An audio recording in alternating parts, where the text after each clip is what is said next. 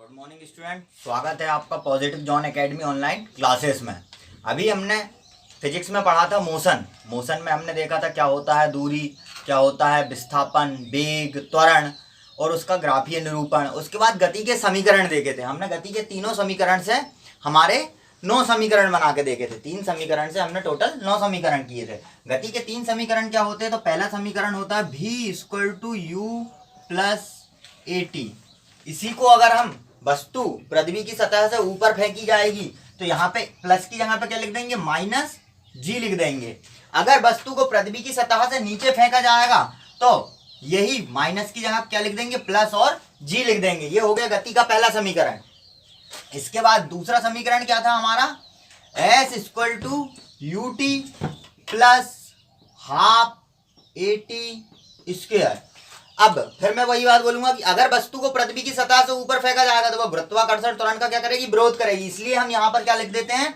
Minus. जब वस्तु को पृथ्वी की सतह से ऊपर फेंका जाएगा, ठीक है ना, मैं बार बार भी बोल रहा हूं, तो ये क्या हो जाएगा? ½ gt²। और जब पृथ्वी की सतह से नीचे फेंका जाएगा, मतलब या किसी ऊपरी स्थान से नीचे फेंका जाएगा, तो +½ gt² हो जाएगा। इसके बाद तीसरा समीकरण क्या था हमारा गति का? v² = u² + 2as।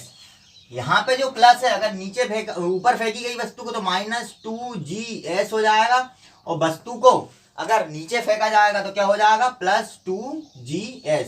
ये गति के समीकरण देखे थे हमने। 3 समीकरण है मुख्य समीकरण। इनसे वस्तु को पृथ्वी की सतह से नीचे फेंके या किसी स्थान से ऊपर से नीचे फेंके तो उसके लिए प्लस लग जाता है, और नीचे से ऊपर फेंके तो माइनस लग जाता है। इसी से हमने क्या बोला था कि हम 3 समीकरण से कितने समीकरण देखेंगे? टोटल 9 समीकरण देखेंगे। अब ये माइनस और प्लस जी का यूज कहाँ पे होगा हमारे क्वेश्चन में? हम इन न्यूमेरिकल्स में देखेंगे। तो आप लोगों ने आज तक फिजिक्स में सारी चीजें पढ़ी है, नो डाउट, पर न्यूमेरिकल आज तक कभी नहीं पढ़ाया गया है। मैं गारंटी लेता हूं कि न्यूमेरिकल की बात नहीं की जाती है। क्यों नहीं की जाती इसके बारे में मैं नहीं बोलूंगा, पर हाँ, न्यूमेरिकल की बात नहीं की गई है आज तक। और ग्रुप डी के पेपर ने बकायदा 5 से 6 न्यूमेरिकल पूछे हैं हर शिफ्ट में फिजिक्स को लेकर। तो अपन न्यूमेरिकल पे ज्यादा ध्यान देंगे, ठीक है ना। तो ये हो गए हमारे गति के समीकरण। अब पहला क्वेश्चन है हमारा न्यूमेरिकल का। पहला क्वेश्चन है कि एक चीता विराम अवस्था से चलना प्रारंभ करता है। ये विराम अवस्था से चलना प्रारंभ करते से क्या मतलब समझते हो? मतलब कि चीता क्या था? रुका हुआ था, फिर चलना प्रारंभ किया। तो यहाँ पे हमारी u की वैल्यू क्या हो जाएगी? 0 मीटर/सेकेंड हो जाएगी। विराम अवस्था से चलना प्रारंभ करता है, मतलब u क्या हो गया? प्रारंभिक वेग हो गया। यही हुआ ना, विराम अवस्था से चलना, मतलब विराम अवस्था क्या होता? शून्य होता से चलना प्रारंभ करता है, तथा कुछ समय बाद 5 मीटर/सेकेंड² के त्वरण से, उसने खुद ने बोला त्वरण कितना है? a = 5 मीटर/सेकेंड² है। त्वरण कितना है? 5 मीटर/सेकेंड²। आगे बोल रहा है चलता हुआ 250 मीटर की दूरी तय करता है। कितने मीटर की दूरी तय करता है? 250 मीटर की दूरी। मतलब s की वैल्यू कितनी हो जाएगी? 250 मीटर। s की वैल्यू कितनी हो गई? 250 मीटर। आगे बोल रहा है वो उसके द्वारा दूरी तय करने में लिया गया समय ज्ञात कीजिए। मतलब t की वैल्यू उसने हमसे क्या करी है?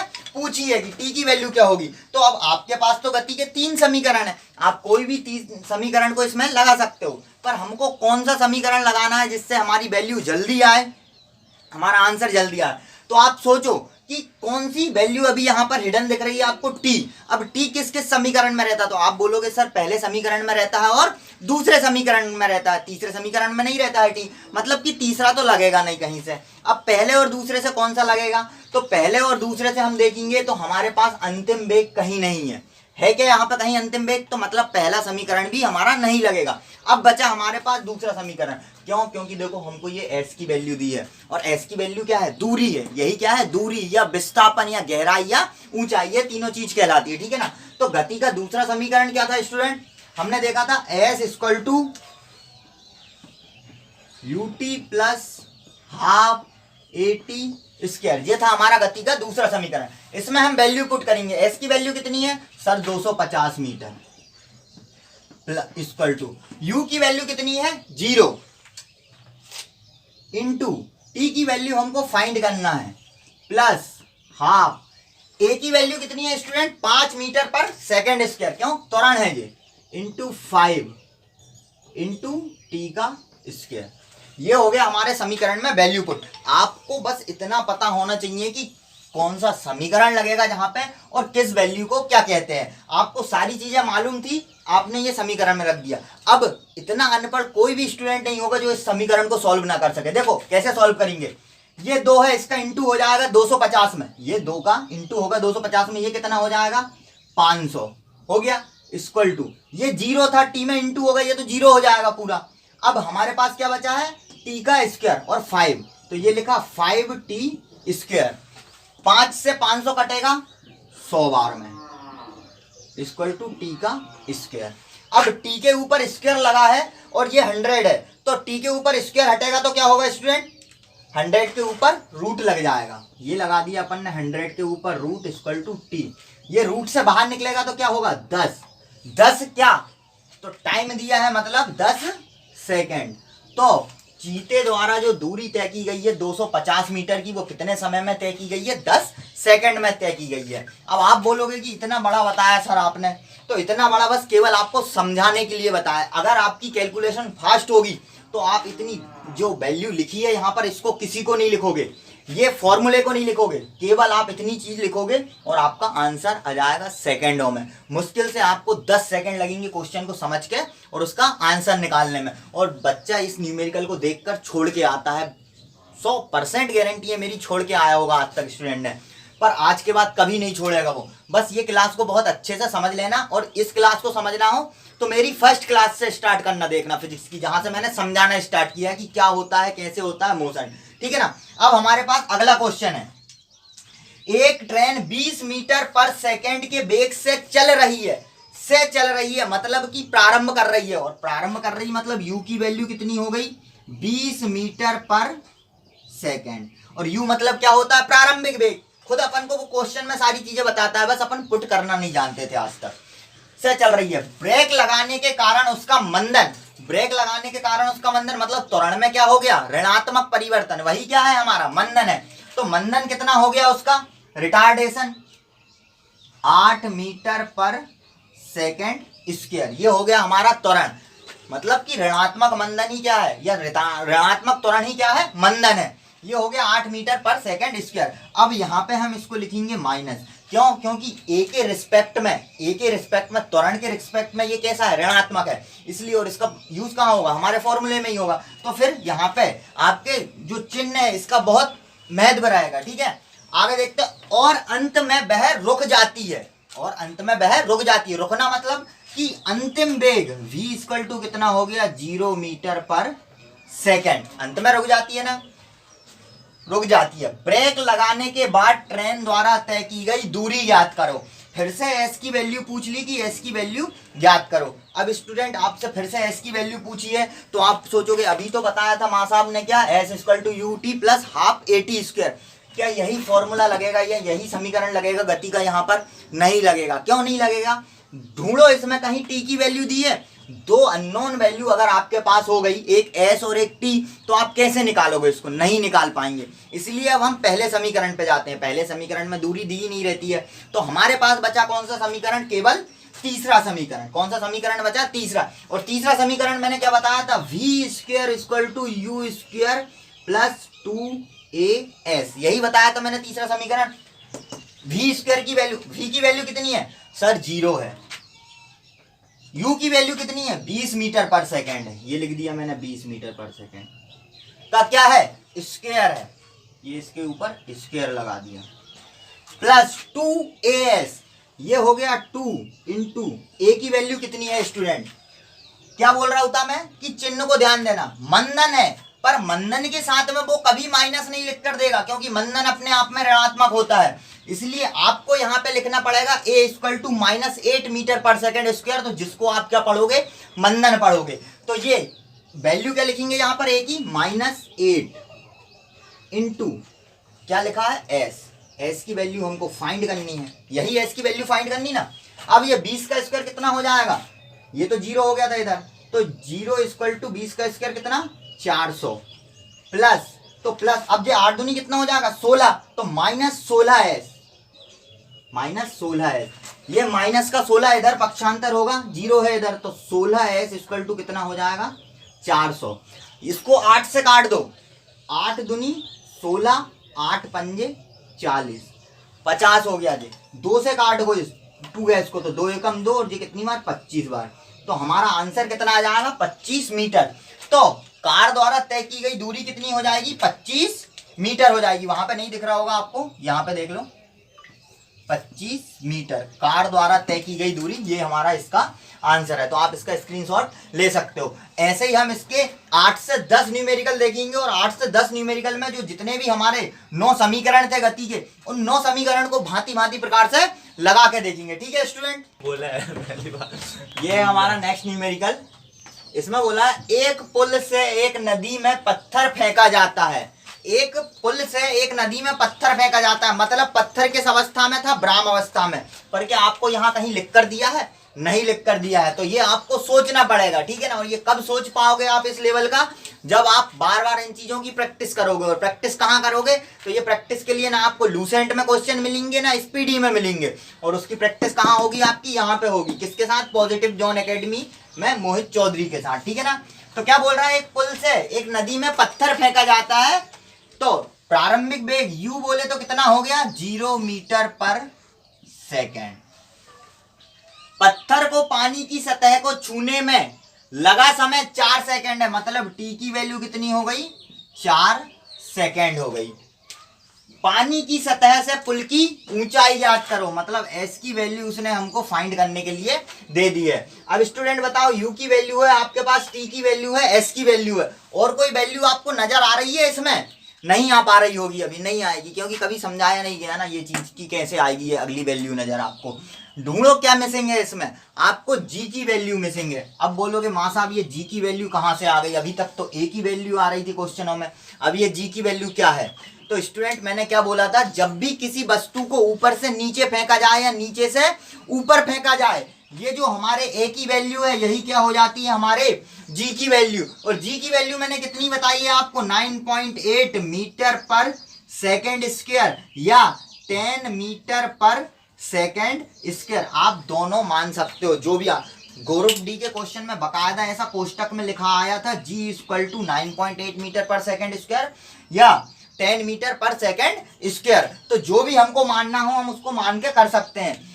10 इजी पड़ता है तो 10 को ही मान के चलो, ठीक है ना। तो ये जो g की वैल्यू है जो हिडन है, जो हमको अपनी मन की आंखों से देखनी पड़ेगी, बोले तो फिजिक्स के मन की आंखों से देखनी पड़ेगी, वो कितनी है यहाँ पर 10 मीटर पर सेकेंड स्क्वायर है। ठीक है स्टूडेंट, अब ढूंढो इसमें कि हमको पूछा है उसने दूरी याद करो, और दूरी के लिए दो फॉर्मूले है आपके पास, दो समीकरण कौन कौन से है, s equal to ut plus half GT square. अब देखो डायरेक्ट मैंने प्लस हाफ GT स्क्वायर क्यों लिखा, क्योंकि वस्तु ऊपर से गिराई जा रही है, ठीक है ना। मैं माइनस क्यों नहीं लिख रहा हूं, क्योंकि नीचे से वस्तु को नहीं फेंका जा रहा है। और एक और है आपके पास v square equal to u square plus 2GS। ये सारी की सारी चीजें बताई मैंने। अब आप देखो इसमें कि कौन कौन सी वैल्यू आपके पास है जिसके कारण आप इन समीकरण में वैल्यूज रख सकते हो। तो v की वैल्यू है क्या यहाँ पर, नहीं, तो मतलब ये वाला तो लगेगा ही नहीं, केवल कौन सा लगेगा s equal to ut plus half GT square. तो s की वैल्यू हमको फाइंड करना है, u की वैल्यू कितनी है 0 इंटू t की वैल्यू 4 है, रख दो 4 तो भी कोई मतलब नहीं, प्लस हाफ g की वैल्यू कितनी है स्टूडेंट 10, कितनी है 10 इंटू t की वैल्यू क्या है मां साहब, t की वैल्यू हमको फाइंड करनी है। t की वैल्यू हमको दी हुई है 14 4 का स्क्वायर, यही है ना 4 सेकेंड। अब s इक्वल टू क्या हो जाएगा, ये तो पूरा 0 हो गया, ये क्या बचा प्लस हाफ इंटू 10 गुणे 4 चौके कितने हो गए 16, 2 से ये कट जाएगा 5 बार, 16 पंजे कितने हो जाएंगे 80। तो s की वैल्यू कितनी आ गई 80 मीटर की। पृथ्वी जो पानी की सतह है उससे पुल की ऊंचाई कितनी है 80 मीटर है। तो ठीक है, ये समझ में आया होगा आपको बहुत अच्छे से, कुछ नहीं है, केवल आपको ये वैल्यू पता होनी चाहिए अच्छे से। और ये वैल्यू कब पता होगी अच्छे से आपको, जब बार बार इन क्वेश्चनों की आप प्रैक्टिस करोगे। ठीक है स्टूडेंट, तो ये हो गया, कुछ नहीं लगता, ये समीकरण भी नहीं लिखते आप, ये 2 लाइन का ये था आंसर। कितनी लाइन का, केवल 2 लाइन का, और ये कैलकुलेशन की भी जरूरत नहीं थी। ठीक है, अब देखते हैं हम नेक्स्ट क्वेश्चन। स्टूडेंट ये है अगला न्यूमेरिकल अपना, क्वेश्चन बोल रहा है एक लड़का एक गेंद 10 मीटर पर सेकंड के वेग से ऊर्ध्वाधर ऊपर की ओर फेंकता है। ऊर्ध्वाधर ऊपर की ओर मतलब कि बंदा यहाँ खड़ा था, उसने गेंद को कहां पर फेंका है? ऊपर की ओर फेंका है। अभी थोड़ी देर पहले बोला था मैंने, ये पुल से नीचे पत्थर फेंका गया, मतलब उसने गुरुत्वाकर्षण का क्या किया था? साथ दिया था। अब ये पृथ्वी की सतह से कोई वस्तु ऊपर फेंकी जाती है तो वो गुरुत्वाकर्षण का क्या करती है? विरोध करती है। ये साथ देगा और ये विरोध करती है, इसका क्या हमको मिलेगा आगे उसको हम समझ लेंगे, ठीक है ना। 10 मीटर पर सेकंड के वेग से फेंक रहा, मतलब कि प्रारंभिक वेग u की वैल्यू कितनी हो गई? अब यहाँ पे 10 मीटर पर सेकंड। गेंद द्वारा प्राप्त की गई ऊंचाई ज्ञात करो। वापस s को मैंने क्या बताया था कि गहराई, ऊंचाई, विस्थापन और दूरी सारी चीजें होती, तो s की वैल्यू ज्ञात करना है। मां साहब अब तो केवल 2 चीज दी है, हम कैसे निकालें? जितने भी समीकरण है उसमें ऐसी भी कोई भी वैल्यू नहीं है कि उसमें केवल एक वैल्यू दी और दूसरी वैल्यू निकालने हम। यही होगा ना कि कैसे निकाले? हम तो सोचेंगे बच्चे लोग, अरे कैसे? तो मैंने बोला ना, फिजिक्स के मन की आंखों से देखना। यहाँ पे पढ़ने के बाद आपके फिजिक्स की मन की आंखें खुल जाएगी, पूर्णतः खुल जाएगी, ये भी गारंटी है अपनी। तो मैंने क्या बोला था स्टूडेंट, जब भी ऊपर और नीचे फेंकने की बात करें, ए की वैल्यू क्या हो जाती है हमारे? जी की वैल्यू। और जी की वैल्यू कितनी है हमारी? 10 मीटर पर सेकेंड। आप इसको 9.8 मीटर पर सेकेंड स्क्वायर से भी कर सकते हो, नो डाउट, ठीक है ना। मैं 10 मीटर पर सेकेंड स्क्वायर से इसलिए करवा रहा हूँ कि स्टूडेंटों को कैलकुलेशन में दिक्कत ना जाए। पेपर भी 10 मीटर पर सेकेंड स्क्वायर ही लिख कर देता है ज्यादातर। अब अभी तो 2 ही वैल्यू पता चल पाई हमको, तीसरी वैल्यू कहां से निकाले हम? तो स्टूडेंट फिर से अपने मन की आंखें और खोलो। देखो यहाँ पर अगर कोई वस्तु आप ऊपर फेंकते हो, ये वस्तु जैसे देख रहा हो मैं, ये ऊपर फेंकूंगा तो कितना जा पाएगी? ये अधिकतम एक समय के बाद क्या हो गई? रुककर ऊपर से नीचे आ गई। रुककर क्या हुई? ऊपर से नीचे आ गई है। ये पेन का कैप है, ये ऊपर गया, एक ऊंचाई के बाद यहाँ रुका और फिर नीचे आया, मतलब कि इसका अंतिम वेग क्या हो गया स्टूडेंट? मां साहब 0 मीटर पर सेकेंड हो गया। क्या हो गया? 0 मीटर पर सेकेंड। अब देखो केवल एक वैल्यू दी थी आपको, दूसरी वैल्यू ज्ञात करने की बोली थी, और ये 2 वैल्यू आपने अपने मन की आंखों से देखा तो वो आपको मिल गई। अब बताओ इसमें कौन सा समीकरण रख दूं? तो बोल दो मां साहब कोई भी रख दो, हमको तो सब आते हैं। रख सकते हो ना इसमें तीसरा समीकरण, s इक्वल टू क्या हो जाएगा? v स्क्वायर इक्वल टू क्या हो जाएगा? u square plus 2as। तो 2as भी नहीं होगा यहाँ पे, ना कुछ होगा। ऊपर जा रही वस्तु मतलब माइनस, a की वैल्यू क्या होती है? gs। तो u square v square equal to u square minus 2gs हो गया। इसमें हम अपनी वैल्यू पुट कर देते हैं। v स्क्वायर की वैल्यू कितनी है सर? 0 है, इस 0 का square equal to u square की वैल्यू कितनी है? 10 का स्क्वायर माइनस 2 इंटू g की वैल्यू कितनी है स्टूडेंट? 10 इंटू s की वैल्यू हमको क्या करनी है? फाइंड करनी है। क्या करनी है? s की वैल्यू हमको फाइंड करनी है। ये क्या होगा? 10 धम 100 कितना हो जाएगा? इधर देख लो, 10 धम 100 माइनस 10 दूनी कितना हो जाएगा? 20s। यही होगा ना, 10 दूनी 20s। इसका पक्षांतर हो जाएगा, ये इधर 0 था तो ये हो गया 20s इक्वल टू कितना हो गया? 100। तो s की वैल्यू कितनी आ गई? 20 पंजे 100। कितनी आ गई s की वैल्यू? 5 मीटर। तो जो वस्तु ने अधिकतम ऊंचाई प्राप्त की है वो कितनी है? 5 मीटर है। समझ में आ गया होगा अब आप लोगों को बहुत अच्छे से। मैंने क्यों माइनस लिया है? -2gs क्यों लिया है? क्योंकि वस्तु को पृथ्वी की सतह से ऊपर फेंका जा रहा है, और जब कोई वस्तु को पृथ्वी की सतह से ऊपर फेंका जाता है तो वो क्या करती है? गुरुत्वाकर्षण का विरोध करती है, इसलिए उसको हम नेगेटिव लेते हैं। अगर ऊपर से नीचे फेंका जाएगा तो वो गुरुत्वाकर्षण के साथ में नीचे आएगी, इसलिए उसको क्या करते हैं? पॉजिटिव लेते हैं। तो यही है, बस समझने की चीजें हैं सारी की सारी। अगर आपने अच्छे से समझ ली, और इसके न्यूमेरिकल्स की प्रैक्टिस की, मैं न्यूमेरिकल्स दूंगा प्रैक्टिस के लिए आप लोगों को, अगर आपने उनकी प्रैक्टिस कर ली तो समझ लो इस बार का ग्रुप डी निकलना है, रोकेगा कोई नहीं अपना न्यूमेरिकल, ठीक है ना ग्रुप डी। अगला न्यूमेरिकल है हमारा, 80 मीटर की ऊंचाई से एक गेंद को गिराया जाता है, यह कितने समय बाद पृथ्वी से टकराएगी? ठीक है, कितने समय बाद टकराएगी? 80 मीटर की ऊंचाई से गिराया जा रहा, मतलब s की वैल्यू कितनी हो गई हमारी यहाँ पर? 80 मीटर। s की वैल्यू कितनी हो गई? 80 मीटर। कितने समय बाद पृथ्वी से टकराएगा? t की वैल्यू फाइंड करनी है। हाँ, अब अपनी मन की आंखें और खोलो, वीडियो को पॉज करना और इसको सॉल्व करने की कोशिश करना कि मां साहब आपने हमारी मन की आंखें कैसे कैसे खुलवाना स्टार्ट किया था। तो ढूंढो इसमें क्या क्या मिल रहा है। तो फिर से आपने ढूंढना स्टार्ट किया तो 80 मीटर की ऊंचाई से गिराया गया, मतलब प्रारंभिक वेग कुछ नहीं दिया। प्रारंभिक वेग कुछ नहीं दिया मतलब क्या है वहां पर कि वस्तु को बस वहां से लुढ़का दिया है और वो गिर गई है। मतलब u की वैल्यू कितनी मां साहब 0 मीटर पर सेकेंड। आ गए, चलो ठीक है, 2 वैल्यू हो गई। जितने भी समीकरण में है कम से कम 3 वैल्यू की जरूरत पड़ेगी। तीसरी वैल्यू कहां से ढूंढेंगे? गिराई जाती है कहां से? ऊंचाई से। मतलब कि कोई भी वस्तु अगर ऊंचाई से गिराई जा रही है मतलब जी की वैल्यू हमको दी हुई है। जी इक्वल टू कितना हो गया 10 मीटर पर सेकेंड स्क्वायर। अब तुम सोच रहे हो कि मां साहब तुम्हारी मन की आंखें इतनी ज्यादा खुल गई है कि सब कुछ दिखता है जहां पर। तो हाँ स्टूडेंट, प्रैक्टिस लगती है इसके लिए। क्या लगती है? प्रैक्टिस लगती है और आप भी सीख जाओगे। अब कौन सा फॉर्मूला रखें? तो मां साहब यहाँ पे हमको सब कुछ दिख रहा है, ठीक है ना। सब कुछ मतलब क्या? S equal to U T plus half A T square. A की जगह क्या रखेंगे? जी रखेंगे। क्यों? क्योंकि वस्तु को ऊपर से गिराया जा। अब इस बार मैंने जी को माइनस क्यों नहीं लिया स्टूडेंट? क्योंकि वस्तु को ऊपर से नीचे गिराया जा रहा है। जब भी वस्तु को ऊपर से नीचे गिराया जाता है गुरुत्वीय त्वरण की वैल्यू क्या लेते हैं अपन? पॉजिटिव। अगर यहीं नीचे से ऊपर फेंका जाता वस्तु को, जो पिछले क्वेश्चन में फेंका गया था, तो जी की वैल्यू क्या ली थी अपन ने यहाँ पर? माइनस। और यहाँ पर जी की वैल्यू क्या ले रहे थे अपन? प्लस ले रहे थे। तो एस की वैल्यू यहाँ पे क्या करना है हमको? टी की वैल्यू फाइंड करना है। एस की वैल्यू कितनी दी है? 80 इक्वल टू यू की वैल्यू कितनी है? 0 इंटू क्या हो गया? T plus half. जी की वैल्यू कितनी दी है? 10 टी का स्क्वायर। टी का स्क्वायर हमको क्या करना है? फाइंड करना। मतलब टी की वैल्यू हमको क्या करना है? फाइंड करना है। ये हो गया 80 इक्वल टू, ये क्या हो गया? 0। ये इतना कितना बचा? 2 इंटू 10 इंटू टी का स्क्वायर। ये इससे कटेगा 5 बार। ये 5 से 80 को काटो कितनी बार? 16 बार। 16 इक्वल टू टी का स्क्वायर। टी के ऊपर से स्क्वायर कटेगा, 16 के ऊपर करनी आ जाएगी। अब ये 16 करनी से निकलेगा तो कितना बचेगा? 4। तो टी की वैल्यू कितनी आ गई? 4 सेकेंड। ये हो गया आपका आंसर। तो मैं बार बार बोल रहा हूं, केवल आपको समझाने के लिए इतनी प्रोसेस कर रहा हूं मैं। कुछ नहीं लगना है, ये रखना है, ये आंसर निकालना है और कुछ भी नहीं है इन क्वेश्चनों में। बस ये चीजें आपको ढूंढनी पड़ेगी क्वेश्चन में और ये सब आपको मिलेगा कहां पे? क्वेश्चन में ही, ठीक है ना। अब अगला न्यूमेरिकल देखेंगे अपन। अब ये 3 न्यूमेरिकल है आप लोगों के लिए होमवर्क। तो अभी जितना समझाया उसकी प्रैक्टिस करना। एक बार में नहीं समझ में आया वीडियो में तो उसको फिर से वापस जाना, फिर से स्टार्ट करना।